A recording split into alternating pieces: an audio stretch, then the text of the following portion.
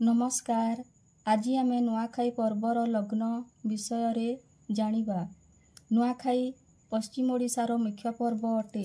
जनसाधारण एहाकु अति आनंद उल्लासर सहित पालन करती।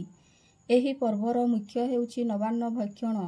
भाद्रव मासरे चाषीर क्षेत्र जो नुआ धान होइथाए ताहा चढ़ेईकी अन्य जीवजंतु खाई नथांती। चाषी एहाकु जतनरे आनी भोग तैयारी करिथाए। तेणु एहाकु कृषिभित्तिक पर्व मध्य कुहाଯାଏ।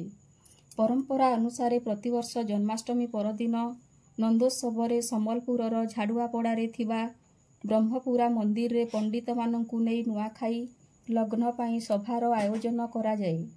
लग्न बाहरिला परे लग्नपत्रकु माँ समलेईंक ठारे अर्पण कराଯାଏ। लग्न दिन अधिष्ठात्री देवी माँ समलेश्वरींक ठारे नवान्न अर्पण परे नुआखाई पालनर विधि रहिछि। अन्यान्य स्थानगुड़िकरे मध्य निज निज अंचलर अधिष्ठात्री देवादेवी तथा घर ठाकुरंक ठारे नवान्न भोग लगाଯାଏ। धन्यवाद।